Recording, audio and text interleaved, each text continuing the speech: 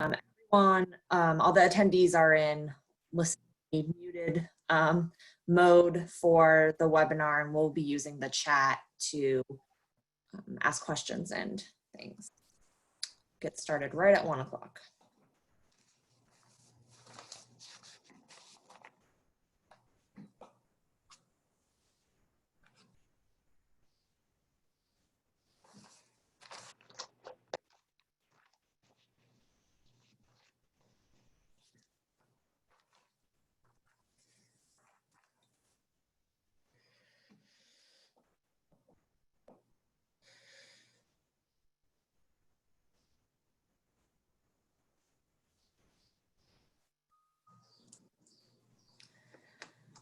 Good afternoon, everyone. My name is Tara Britton. I'm with the Center for Community Solutions. I want to welcome you all to our weekly webinar on how COVID-19 has impacted various health and human service issues and programs across the state.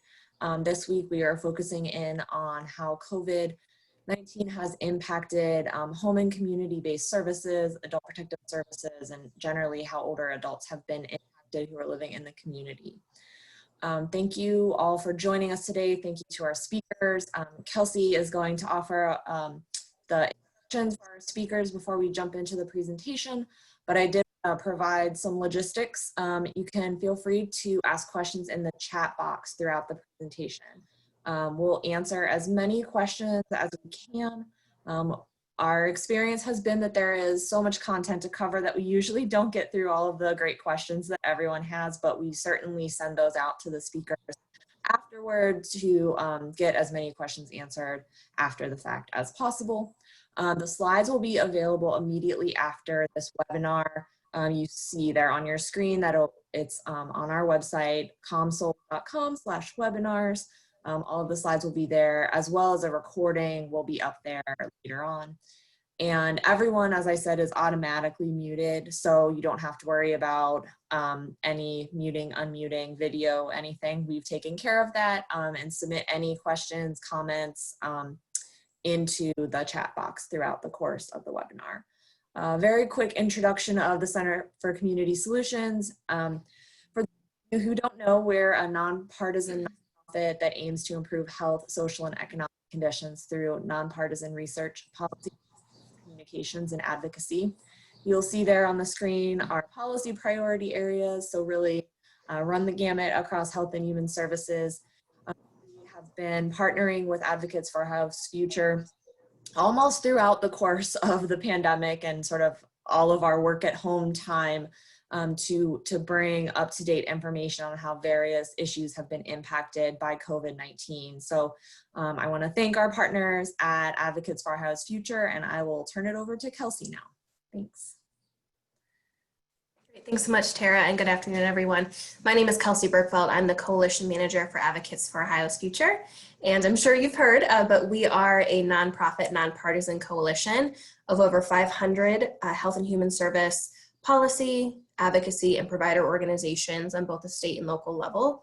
We really serve as the health and human service table at the state, where different organizations can discuss, again, what is best for Ohioans, especially as it pertains to the most vulnerable. So today we are really excited to have a couple AOF members and a new friend join us on today's webinar. Just in quick introductions, we have Beth Kowalczyk is the Chief Policy Officer at the Ohio Association of Area Agencies on Aging. Joe Russell, the Executive Director for the Center for Community-Based Care. And we have Natasha Petricola, the Deputy Administrator for Community Programs at the Cuyahoga County Division of Senior and Adult Protective Services.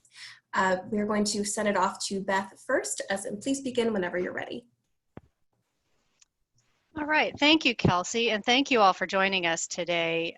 This is a really important topic. As you know, COVID-19 has impacted older adults, I think, in more drastic ways than much of the rest of the population. In fact, I think I saw numbers recently about 90% in Ohio of people who have been impacted are over age 60. But I wanted to get started. You can go to the next slide, Kelsey, with just a brief introduction of who we are.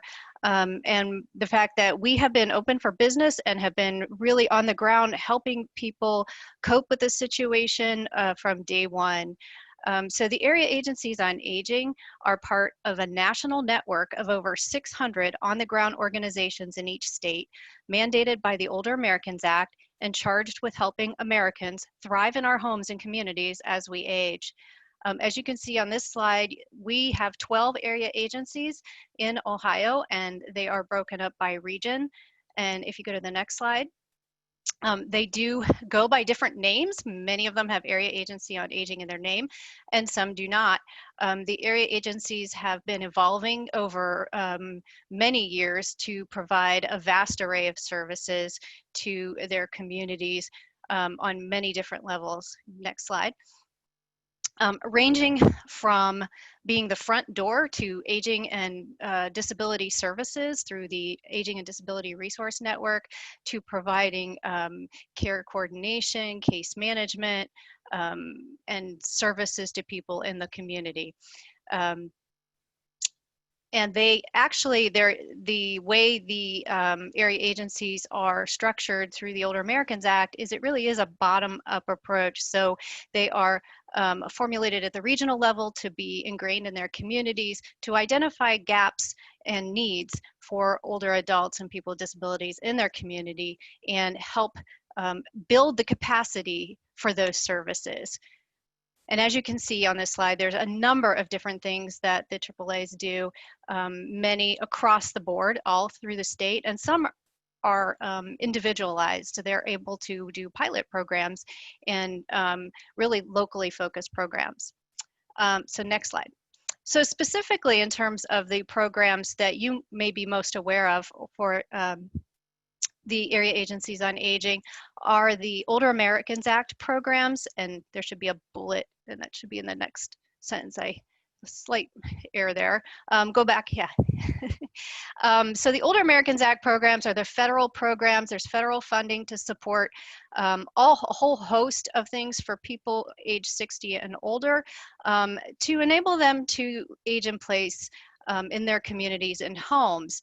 And we like to think of these programs as less intensive, low-cost interventions so that people don't have to exhaust their resources and qualify for Medicaid or even go into institutional care. So it may be Meals on Wheels, personal care, transportation, a whole host of things, legal services, things that can help older Americans thrive in their communities.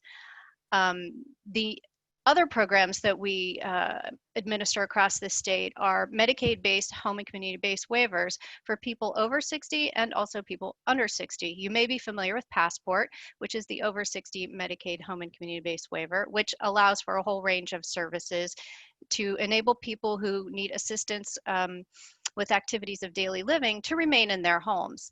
The assisted living waiver is for individuals aged 21 and older through the Medicaid program, and that allows people to live in assisted living and obtain services to help them as well. The Ohio Home Care Waiver is for individuals with disabilities aged 59 and under. Also, there may be other kinds of services, but also similarly to the Passport program, the AAAs for the most part are the case managers for that program.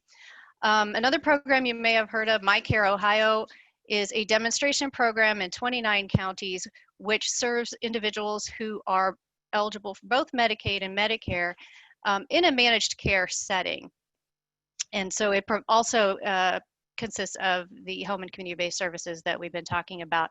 Many of the area agencies have levy programs where they can access property tax levy dollars to pay for services needed in a local community. And then AAAs also engage in contracting with health systems or Medicare Advantage and other programs. Next slide. So in terms of COVID-19, there have actually been a lot of resources provided to help older adults, fortunately, in this situation, considering that they're higher risk and there can be a lot of detrimental impact to some of the actions that we have needed to take. So the Families First Coronavirus Response Act provided a significant amount of funding for meal programs, both home delivered and congregate meals. And then the CARES Act also provided funding across a number of the buckets for the Older Americans Act. These are not Medicaid dollars. These are separate funds through the Older Americans Act to provide services to older Ohioans. And they are supposed to be used for disaster assistance services. One of the things that happened is that congregate meal sites, like senior centers for one, were closed. And so trying to ensure that people did not go hungry during that time because they had an inability to get to those centers was a challenge. And I'll talk a little bit more about that and how the area agencies responded to that. But there was significant funding to bolster services. And then most importantly, with regard to these federal programs, is the National Disaster Declaration, which allowed, in Ohio, allowed us to transfer dollars from one bucket to another. So we weren't restricted to spending congregate meal dollars for congregate meal sites. We could spend it on support services, caregiver support. And so it was, we have a lot more flexibility to be able to spend these dollars. Next slide. So at the state level, we have also have some initiatives that are going on in terms of the Medicaid waiver programs. We have been fortunate to have significant flexibility provided to us through the Departments of Medicaid and Aging in order to ensure the safety of individuals who are receiving services or in our programs, and also our staff, primarily in terms of minimizing contact unless absolutely necessary. And in this situation, what one of the main flexibilities was to allow telephonic case management and telephonic assessments to be able to ensure that whatever services that people needed, they were able to get. We found that a lot of people who were on these programs have declined services during this time period because they were concerned about allowing other individuals into their homes, and they were relying on family members or other minimal backup plans during this time. And so there has been significant efforts to reach out to them telephonically to ensure that they're doing okay. A program that the state has initiated, the Department of Aging, to address social isolation, and I'll talk a little bit more about that as well, but is the Stay Connected program. It's a telephonic program that individuals can sign up for through the Department of Aging's website, and it provides for daily robocalls to check in with individuals. So you'll get a call, you hit a button that says you're okay, or it can say you need assistance. And they've added a new feature to allow you to chat with someone. If you don't respond, then they actually will escalate to calling an alternative person you've identified, or even to having the Sheriff's Department check in on you on a well visit. Another program that the state has engaged in partnership with the area agencies are wellness kits. The state has secured donations and large-scale purchases of items, including cloth masks and hand sanitizer, to be distributed in kits through the area agencies on aging. And nice thing about these kits is that the area agencies on aging can then add things that they've been able to obtain regionally. There's been a great response in their local communities to provide donations of various items that can be also included in these kits. So these items are going to be, they have been and will continue to be provided to the area agencies, and the area agencies will assemble kits and distribute them. Next slide. So what are we seeing on the ground with the response that the area agencies have been able to provide? While the area agencies' doors have physically closed, they have continued to be active, very active in responding to the pandemic. And as I mentioned, meals has been one of the most significant areas that they have been able to address. So they have expanded home delivered meals to a broader population, in particular those where congregate meal sites were closed. They have also enabled grab and go or takeout, if you will, types of meals from congregate sites so that people they're able to go pick up a meal and take it home. Another thing that they have done is helped with grocery ordering and delivery services. And I know recently Ohio has been able to join the pilot to actually order groceries online through the SNAP program and have them delivered. But before that, and with many older adults who aren't using SNAP, this is an option that area agencies have really been able to support. They have also been addressing needs that hadn't necessarily been an issue in the past, like finding toilet paper and cleaning supplies, hand sanitizer, and even before the Wellness Kit project, have been assembling their own kits and distributing these items to individuals. They are definitely checking in more frequently with all of their consumers across all of their programs. They have volunteers and staff who do these check-ins and can engage in conversation with individuals and identify if there are areas in which they may need some additional assistance. There has been an outpouring of volunteers when this started from various avenues of the community, and the area agencies have been, in many instances, a place where they can coordinate the volunteers and address where they may be able to best meet the needs of individuals. It could be delivering meals. One of the challenges the AAAs have had and our providers have had is volunteers tend to be older, and so they are at risk and they are choosing to stay at home and keep themselves safe, which means we have a gap to fill. And so there have been a lot of people that have been able to step up and volunteer.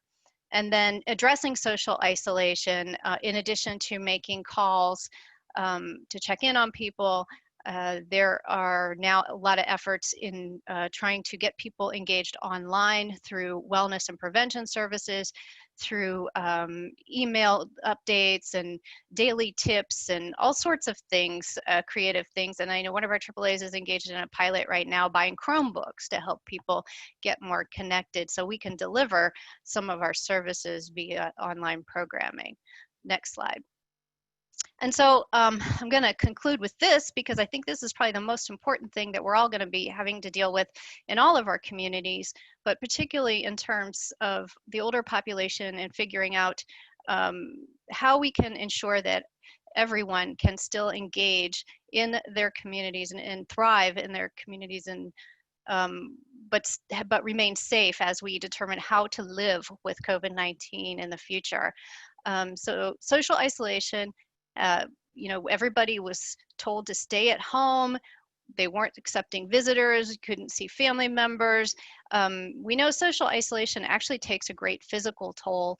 And I know I've heard anecdotally in terms of some of the folks we visit, where now they're able to do outdoor visits at assisted living facilities, and just hearing from folks who have family members in isolation that there's some mental decline, and it's very concerning because they aren't getting that social interaction. So really that's a high priority for us, is trying to figure out new and better ways to engage people in this time of really physical distancing.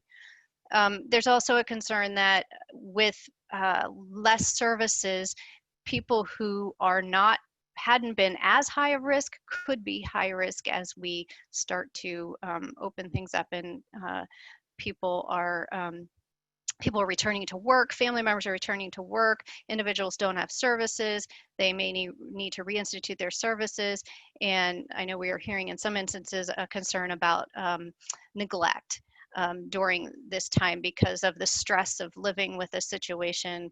Family members maybe being unemployed, having to do more to take care of older individuals, etc. Another big area, and I know you'll hear more from our provider partner But provider capacity and access, many providers couldn't deliver services during this time because of the lockdown and social distancing and lack of safety equipment. And that latter piece is still an issue in terms of moving forward. So we are concerned that we're going to lose providers. Even before this started, providers were not, in the Medicaid world, were not provided with the type of rates to enable them to meet all of their expenses now. We were in a crisis, particularly with regard to personal care aides. And so we're concerned that the economic impact to these providers will cause us to have less access to providers as we move forward in this next year or two in living with COVID. The issue of ageism, there have been a couple of situations that have come up where you talk about who deserves treatment. And, fortunately, we have not gotten to the point where we have had to ration care like ventilators and to make a determination as to who should get a ventilator. But I know those discussions had been occurring in other states, and there was great concern about people with disabilities and older people being discriminated against because of being judged based on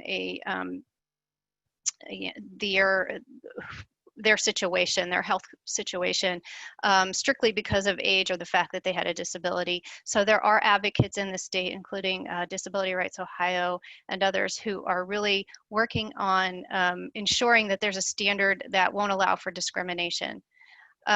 Additionally, just a concern as we're moving forward that older people aren't limited in their access to be able to do things just because they're in a high-risk category. If we can take the proper precautions, then they should be able to engage in the same activities as anyone else. So if they want to go to get their hair done, for example, and they need some support to do that, they shouldn't be discriminated against because they are in a high-risk category, if there is no other reason for them to not be able to access those services. And then finally, the budgetary impact of COVID-19 on our services and our population. The end of this state fiscal year is quickly approaching, and there have been budget cuts. Our state funding for the line item called Senior Community Services has been cut, and that also provides a lot of the same services as the Older Americans Act services I was telling you about. It's kind of a supplemental fund. It hasn't been fully funded in several years, and it is a great concern of ours that it continues to get cut, and that means services get cut. We have federal funding to fill the hole right now, but that federal funding isn't permanent, and it's going fast. So we will be talking about this with all of our policymakers and legislative partners in terms of how we ensure that we can keep people safe and healthy at home. And similarly with Medicaid, Medicaid itself, there's a lot of budget issues in terms of Medicaid in the next budget, and trying to figure out if we have to cut, where do we cut? Waiver services are optional, and they've always, in times like these, been looked at as an area where there's potential for cuts. And as I mentioned, provider rates has always been a great concern. We continue to advocate for increases in provider rates, but that's somewhere that could be cut. Caps on the number of people in the program could be a possibility. That's been proposed in the past, or actually implemented in the past, and didn't go well. Or caps on services. So there's a lot of areas where we are concerned that if we don't make clear how important these services are to keep people safe and healthy at home, particularly in a time when nursing facilities and assisted living facilities are under great pressure with the pandemic and trying to contain it and ensure that people are safe in those environments, that living at home and home and community-based services are a viable and very important alternative to people. So I will stop there and hand it off to the next speaker.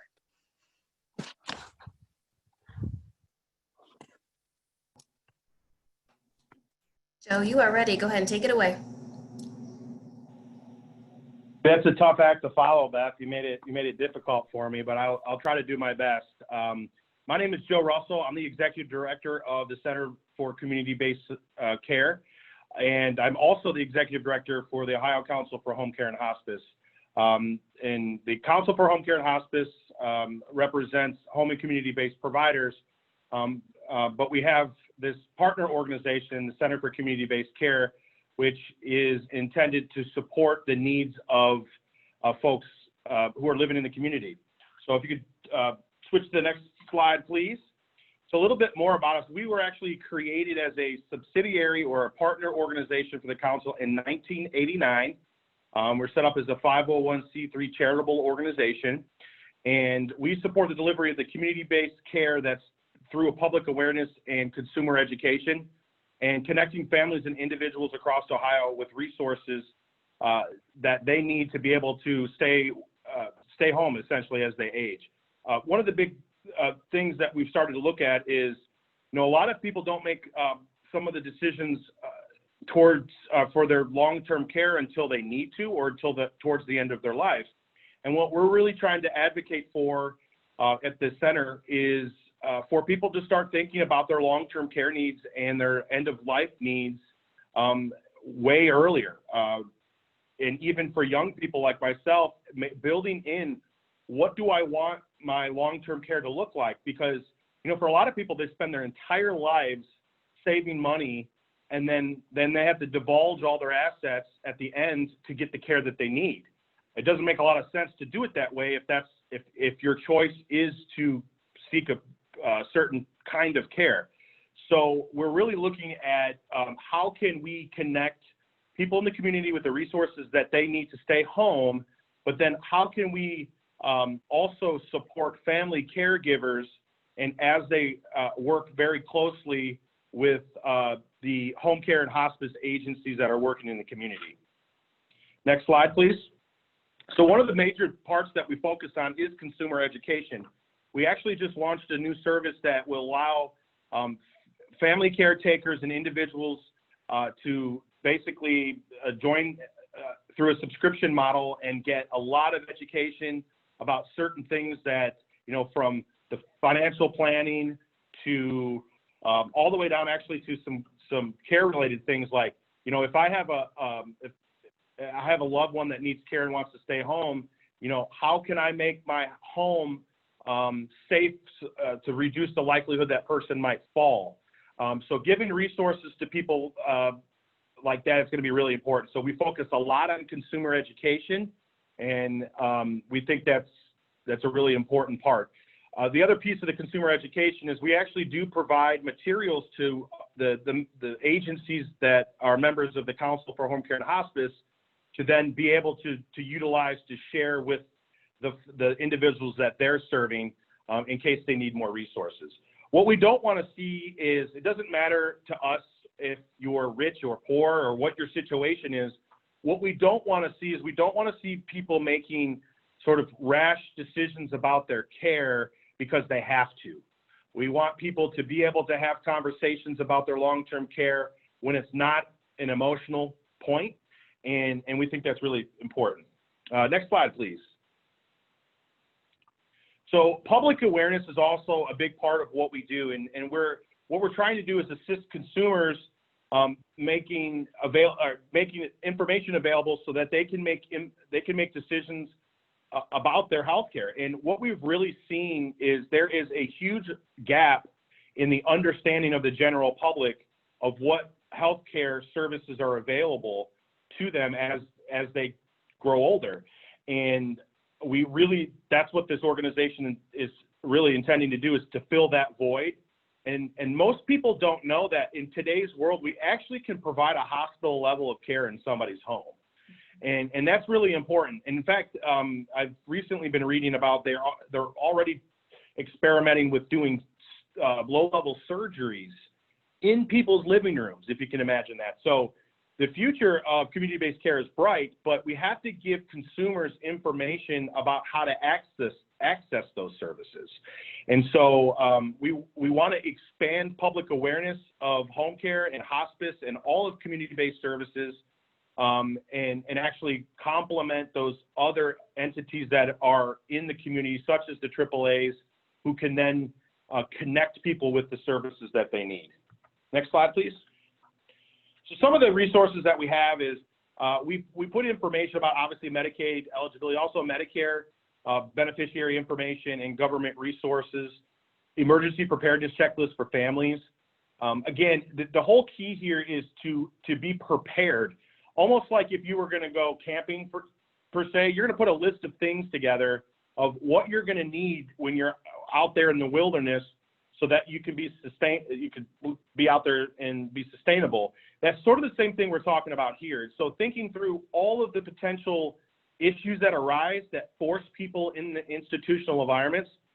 And I want to just make mention really quickly that institutional environments aren't necessarily bad. In fact, they serve a very important role in our healthcare delivery system. Our point is that we don't want people to be forced into a situation where they have to be institutionalized if that's not what they want to do. Looking at how to deal with emergencies and other issues. I mean, just home maintenance can be and even cutting the lawn can be huge factors that might prohibit people from staying home. So how do we connect people with resources? I mentioned information about fall-proofing your home. We have advanced care planning information. We're always trying to connect people with financial tools as well. And then we have a provider search tool that allows folks to find providers in their area to start generating conversations about their care. Next slide, please. So we're in the process of revamping what we're doing, and this is part of a multifaceted revamping of our company overall. It's been a long process, and we're still in the middle of it. But you know what's interesting about COVID-19 is that for a lot of people and a lot of projects, a lot of things were put on hold. But the same is true for other projects, and where things have to be accelerated because of certain things that are happening in the community. And that's certainly been the case for the Center for Community-Based Care. Our project timeline has been sent into warp speed just because we get calls. We have a help desk for the council where agencies can call our experts and ask questions. Well, pretty much every day, certainly every week, we get calls from consumers looking for information. And so that's accelerated this timeline. So we're updating our resources, and I'm really excited of what the next couple months is going to bring for these resources, but we think it's going to significantly, in the absence of additional public advocacy that's available, we think this is significantly going to make it easier for people to stay home if and when they want to do that. Next slide, please. So let's jump into the impact COVID-19 has had on home and community-based services. And you can go ahead, Kelsey, and flip to the next one. Thank you. So here are some of the HCBS, and just so we're clear, HCBS is home and community-based services, the strengths that we found during COVID-19. The first one has been telehealth. Now, telehealth is often confused with telemedicine, but telehealth is similar in the sense that we're providing healthcare services through a technological means without being together in person. This is something we've actually been advocating for quite a long time. In a previous life, I worked for the County Boards of Developmental Disabilities, and I saw firsthand what technology can do to support people living in the community. So we think that by supporting telehealth policy expansion, that's going to incentivize providers in the community to invest in the technology that's going to significantly increase care. Not everybody needs to have a nurse at their house all the time. Just having someone that can check in on them or take their vital signs regularly, it can be enough and be the difference maker between that person being able to stay in the home that they raised their children in, or whether they're going to have to be forced into a different environment. So telehealth is out of necessity. Both the federal and the state government has made telehealth available for most of home and community-based service providers, and it's been absolutely phenomenal. I'm sure there's going to be a big analysis period done, but for the most part, it's been really good. So our goal is going to be advocating for the continued use and expansion of telehealth services moving forward. What we've also really recognized through HCBS and what this has proved is we can provide the same services in the home as they can in the long-term care facility without having to restrict visiting. What does that mean? Well, what that means is that because someone's living at their home versus a facility where there's other people who are vulnerable, there's that air gap, if you will, that naturally protects a person. And the government guidance on COVID was always quarantine in place. Well, it's difficult to quarantine in place if you have to rely on healthcare services, and those healthcare services aren't arranged for you. And so Beth talked a lot about the services that are being coordinated out there in the community.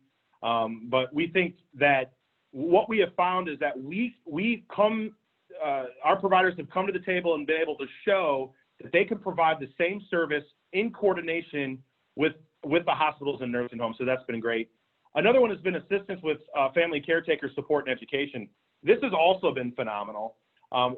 We've been able to put a lot of resources together for our providers to then give to family caretakers and individuals. And it's been really kind of outside the box things, quite honestly, that not everyone's been advocating for. For example, we were huge advocates for providers to provide the people they're giving care to with face masks. And early on in this whole pandemic, PPE was hard to come by, and a lot of people struggled to do that. But we think that one of the biggest reasons why we haven't had the same issues with COVID was because of our enhanced usage of PPE in the community. And I think that speaks volumes about, what home and community-based can achieve. And quite honestly, on a personal note, I actually testified in the House Aging Committee earlier this week on this, but quite honestly, I think it's a shame that we have a fragmented healthcare delivery system in which we can't rely on during a pandemic like this. If the goal is to keep people out of institutions, then we probably should be using the very mechanism, healthcare delivery system that's available, and we didn't do that. That's certainly concerning to me, and it's concerning to a lot of people. We think, especially if there's another wave of this thing, that we ought to be leveraging our community-based providers to keep people out of the hospital. And then the last for strength is that people were able to continue to receive care where it matters most in their home. We kept people out of congregate settings.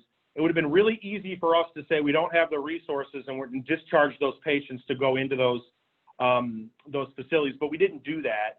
And we've shown that people can receive all of the health care that they need from home, but because it's a bona fide difference, there are some supports that are needed that are unique. And a lot of that Beth kind of touched on. Next slide, please. So here's the struggles that we've seen for home and community-based services during COVID-19. The first thing is, I don't think it's a shock to anyone, it was PPE. Early on, it was my conversations with the state. It was abundantly clear that PPE was a major issue, but it was also abundantly clear from my perspective that the priority was going to be with those institutional programs and that we weren't going to see a lot of support from the state. I'm happy to report that our providers did get a ton of support from the state, but out of necessity, we at the council and the Center for Community-Based Care actually did a PPE donation drive. We worked our team worked to create a resource list. So we've done bulk orders of PPE. To quite honestly, we've solved our own PPE problem, but that has certainly been a struggle. It continues to be the struggle. And that's because of the lack of testing. We have been huge advocates for providers to be able to do testing in the home and not rely on some of the, quite honestly, high-level expectations there are with testing. For example, encouraging people and their families, especially if they're living together, to get tested to see if people have had it or if they're still at high risk. We think that's a really important component to management PPE, not just now, but moving forward. We can significantly better manage PPE and conserve those resources if we have testing, and we're working towards that still. The other struggle that we had, which has been difficult and we've worked through largely, has been the reduced access to facilities. It's been particularly difficult for those suffering from Alzheimer's and dementia-related diseases, as well as people in hospice. If you were in a hospice in an inpatient facility, there's a lot of people who didn't get to see their family members before they passed away, either in person or at all. In some cases, they were able to, obviously there's the two-way communications, but there are stories where people didn't get to say goodbye. And that really hurts when you hear those types of stories. But we understand why there would needed to be reduced access to facilities. Again, this is an area where we'd like to really study this and find out how and be better prepared the next time it happens. And then the last thing is, and Beth touched a lot on this, is long-term sustainability. If you are an agency that serves predominantly state-funded programs, whether they're levy programs or state matched programs, you are financially struggling, period, before the pandemic. And then you add this into it and all the costs associated with it. We are really, really concerned that without some legislative intervention, that these programs are going to start to fall apart. And that's not being hyperbolic. These are supported by the stories that are happening in the community. The skilled rates they're being reimbursed at 1998 levels. Point to me to one industry that has 1998 pricing levels and still has maintained the same level of service. It's hard, really hard to find, and that's where we're at. Passport, especially if you're a program that focuses on passport programs. So we have a lot of skilled programs that also provide passport, but if you're just passport, there are some huge concerns about the long-term viability of those programs, and we have to work together, because what's going to happen if we don't, poor people are going to be crowded out of these programs. And what that means is that they are not going to have access to these vital services. And it's sort of, I like to use the toothache analogy. And that is when you get a toothache, it kind of bothers you, but it's not so bad. But then if you don't intervene, if you don't get the help you need, it continues to get worse and continues to get worse until now you have to go into the hospital because you have your infection is so bad. That's kind of what we see in healthcare at the lower socioeconomic stratus is if you get crowded out, you tend to wait until it's an emergency. Well, at that point, the costs to the system skyrocket, and a lot of times people have to go in an institutional environment, which is twice the cost of home and community-based services. And that's just because of the brick and mortar. But it's really, really important moving forward that folks work together in the long-term space to shore up the community-based space, because this is the future of care. And it is absolutely the wrong time to be turning our back on it. So we were going to be looking for innovative ways to do this, but at a minimum, we're going to ask that our rates and funding are not cut. Next slide, please. Beth touched on this. This is a new ODA program that reaches out to folks in the community to deal with social isolation, and kind of connects perfectly with our goal, which is why we wanted to highlight it here, which is we're intervening before people need things to ensure that they can get the supports that they need to stay at home, not intervening when it's too late, when they have to be forced out. So the Staying Connected program, I want to tip my hat to the folks over the Department of Aging for getting this together. I know that they've been working long and hard on this, and even some of the people, actually everybody from my understanding, the department is engaged in this program and calling people. And the director has done a great job. Now, this is a program that was actually already in process of being created. This is an example of a program that was accelerated through COVID, and we love the program. We're huge supporters of it, and it's brand new, so I'm sure there will be bugs that need to be worked out. But we hope that this can be a permanent part of what the state can do to help support people living in the community. Next slide, please. Why is this all important? Why is this all important? It's because confidence in home and community-based services is rising. I mentioned that this is the future of care. You know, a lot of folks think that we're just serving, you know, older people, but we're actually not. We serve a lot of people with developmental disabilities. We serve a lot of kids who are so sick that they would have to be in the hospital if not for these programs. But confidence is rising. More people want to stay home. We've got some, on the slide there, you see some information from Transcend. They are a healthcare specific research firm that 65 of respondents in a recent survey believe that the crisis has changed their opinions about the best way to care for aging seniors. And I think people are really rethinking the idea of congregate care. I know they've done that in the DD space, and I think we're going to start seeing those changes in the senior space as well. 60% of the respondents are more confident that quality care can be provided in the home. Why is that? Well, it's because the providers, when they're at that person's home, have one mission, and that's to provide the care that they need to that one individual. They're never pulled out of that person's home because of an emergency. They're never distracted because of anything else going on. And well, while there could be multiple patients in a home, like, you know, if there's a couple or, you know, multiple family members, typically you're not dividing your time and resources between multiple patients, which we believe is really good. It's true person-centered care because you're not only allowing someone into your home so they can see how you live your life, which is deeply personal for a lot of people, but they're also engaging in other really personal conduct, such as bathing and eating and dressing. And so it's really important. And then the last 52% of respondents are more likely to use in-home and private duty skilled care now because of COVID. These trends, on top of our aging demographics, mean that we have to really make home and community-based services an equal pillar of the post-acute delivery system to hospitals and nursing homes.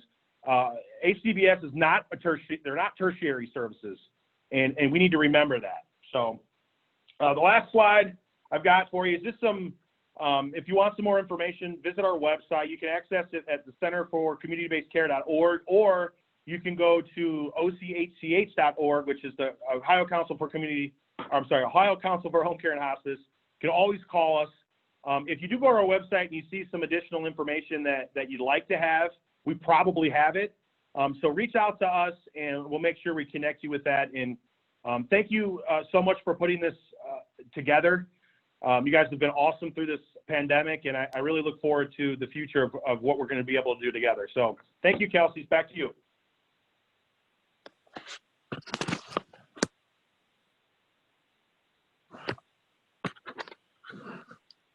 Thanks so much, Joe. Natasha, you are up. Take it away. Thank you. Can everyone hear me? Good? Yes. Okay, great. All right, so I know I'm running really short on time, but there's a lot of information I want to, that are very relevant, obviously, to the state of how we're doing services with adult protective services. I'm predominantly going to speak about my experience in Cuyahoga County. I can attest to the fact, though, that a lot of my colleagues I have had a lot of contact with throughout the state. And these are people from larger cities and metropolitan areas and counties, and those that are in more rural areas. And everyone has been continuing to adhere to the mandate, and they are definitely, you know, seeing some fluctuations in cases, but I don't think it's at a level where it's alarming just yet. So if we can move on. Okay, so this is kind of the response that we've taken in response to COVID-19 here in Cuyahoga County. I'm going to talk about quickly program modifications that were made early on. As soon as we know that things were starting to kind of slow down and shut down, we initially had a huge meeting and we talked about how we were going to continue to deliver services and things that we needed to be aware of as far as comfort level with staff. I'm going to share with you some of our productivity and performance measures because I think they're relevant to see what the future may hold. We were on track for a record year again this year as far as new unduplicated reports being made. And I think we've seen some lower numbers as a result of the COVID crisis and just people not having accessibility. But I kind of am concerned about what happens when things do start to reopen up. And then just basically working with partners. So the next slide. In adult protective services with Cuyahoga County, staff continue to meet the state mandate of conducting face-to-face home visits within 72 hours for the non-emergency clients and 24 hours for emergency clients. So this is what is written in law. We never deviated from it. We did seek guidance from Ohio Department of Job and Family Services. We are under their auspice, and they too reiterated the fact that we were to follow the mandate, and that holds true for all 88 counties. I do know just from numbers that have been circulating that if you look at national trends, there have been some states that have seen as much as a 50% decline in reports being received. We've had decline in our states, and although it's not been as large as some other, areas in the country, it should be spoken about. And when I get to the numbers where we talk about actual referrals received, I'll talk about what I know as far as the state numbers, where we started in January, and this is the entire state at that point, and where we were in April. When reports were accepted where clients were hospitalized or in skilled nursing facilities, the APS social worker would continue to work with the contact person who were at these agencies. We talked to the professionals, the social workers, the people in admissions at the skilled nursing facilities, just to make sure that we were on top of the care plan for the clients. Obviously, like everyone else is aware of, we were not able to go into the hospitals. We were not able to go into the nursing homes for obvious reasons. There was a lot of concern about the transmission of the disease both ways for staff and for clients. For existing stable clients that we were working with, those basically were done via telephone. We worked again a lot with collateral contacts. We worked with those clients that maybe didn't have those cognitive concerns that some of our APS clients had, and kind of communicated with them what the care plan would be. For those that reports were received that were kind of in process of investigating and we were pretty confident were not validated cases, we did closing calls as opposed to closing visits. Our policy in Cuyahoga County is to have a closing visit with our client, and regardless of whether it's validated or not validated. But obviously we knew these cases weren't validated. We did those over the phone, and then we sent the client a closing letter. So it was kind of a backup to reiterate the fact their case had been closed. We are utilizing Zoom meetings currently for probate court hearings that involve us obtaining protective service orders and guardianships. We've seen very little delay in the protective service orders, which is great, because protective service orders, they're time sensitive. Those are those cases that we have to get involved. We require some kind of action to keep that adult safe.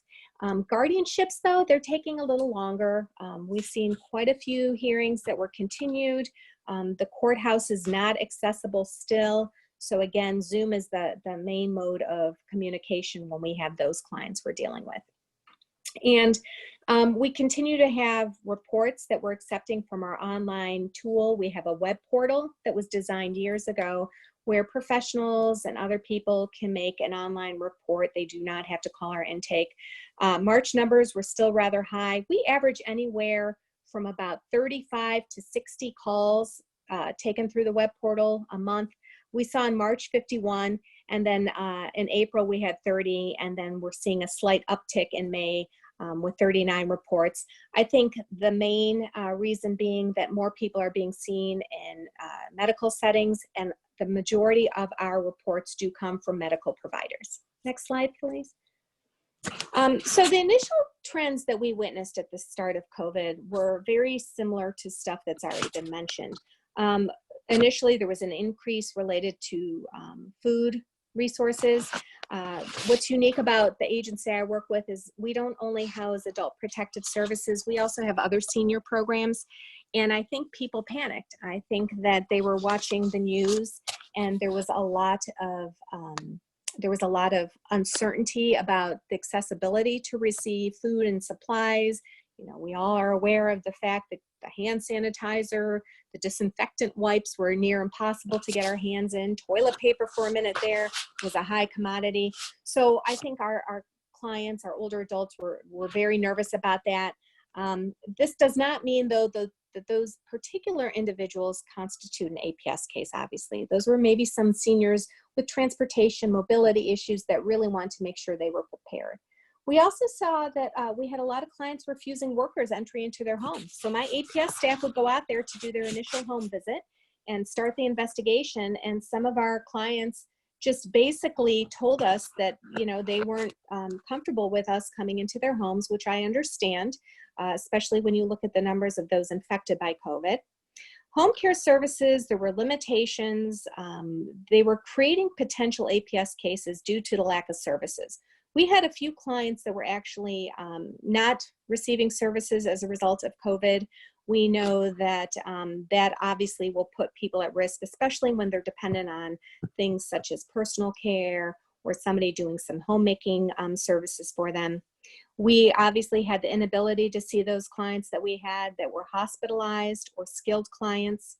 We had some barriers getting into senior living arrangements in general. These were those buildings that are pretty much dedicated to older adults and disabled residents. Initially, there were some issues with court hearings. You know, we had a whole slew of court hearings continued, and this then prolongs the whole adult protective services case. There was definitely a lack of PPEs for staff. You know, we wanted to make sure those clients that were seeing us, we were able to protect them as well as us. And we, as a county, worked with various entities through a donation system where we were able to obtain masks and gloves and things of those kind of nature. But still, you know, there wasn't initially enough to go around. Just coping in general with staff concerns. Our staff had fears as well. You know, they have elderly family members, they have children. We had, you know, a whole bunch of us have school-age children, and we became teachers as well. So just dealing with some of the mental health concerns and the stress related to the worker themselves. The technology issues, we predominantly work from iPads. We don't have laptops necessarily. We're kind of still dependent to a degree on our personal computers and doing, you know, things from expense reports and mileage to also entering notes and just the accessibility of getting fax. You can't get a fax from an iPad. So there was a slight learning curve with that. We did deploy our intake. We started that process mid-March. And by April, the first week in April, all 8 of our intake staff and our 2 supervisors were deployed home. They took home their PCs, which are state property, which required, you know, safety measures, VPNs, duo tokens, etc. And then looming budget concerns. I'd be amiss if I don't state that we worry about growth. We worry that we were on track to even further develop adult protective services programs. I don't think I speak alone when I say Cuyahoga County was doing this, but I think other counties, there's been a lot of momentum with APS over the years, and, you know, our role in keeping our seniors safe and with growing demographics that all point to an aging population. We are just very much a needed service. Next slide, please. So also with DSAS, I have a program which is called Information Services, and they typically handle those non-protective cases. But they were limited in seeing clients and the things that we were doing with also senior centers. So we shifted initially from making actual visits to actually making calls with that program as well. We do have, fortunately, a small food bank. We have a partnership with our Cleveland Food Bank where we have a food pantry on site. And so we utilize that also to provide seniors food. I mean, packing up a bag of canned goods and non-perishables is very easy to do. And there was a comfort level there because we could leave that typically on the front doorstep, and we could ensure that our seniors had enough food to get them over to the next, you know, whatever week, month that they needed assistance with. Our centralized intake, again, they began working remotely at the beginning of April. They triage calls from home. Our typical call wait volume is about 18 seconds. So it's been pretty consistent overall with just us continuing without trying to miss a beat. Next slide. So these are our numbers. So if you look at performance measures, and I really want to hone in on centralized intake and adult protective services, as you can see, we were on track to definitely have a very busy year. There have been some declines in overall cases received. I know that May is not included in there, but in the month of May, we had 421 new clients. Now, May is typically in Cuyahoga County a slow month. I don't know why. I always refer to it as it's the lull before the storm. Our busiest months are our summer months. So it'll be interesting to see what occurs now that more people are accessing doctors and going into the hospital for emergency needs, where those numbers take us. But as you can see, there have been some declines in our area. I do know, again, that the state tracks this as well, and we recently received a report from Ohio Department of Job and Family Services. So we know that in January, for example, of this year, we had 2,943 reports taken. Those were entered in our case management system, which we refer to as ODAPS, Ohio Data for Adult Protective Services System. And I know that the April number was 2,462 clients that were taken in via ODAPS. So there is definitely a decrease, but again, I'm not overly panicked about it. I think that those numbers will continue to rise once, again, things settle down from COVID. Next slide, please. This is our clients served. If you look at a few years, what we've done in first quarter. So if you look at 2018, with the exception of 2019, there was a slight dip, but we were on track in 2020. That includes obviously January, February, and March. There was a 10% change overall. Our web portal referrals were going strong, and we did see the slight decline in adult protective services cases. Again, when March occurred, that's when we started seeing some of those numbers go down. Next slide.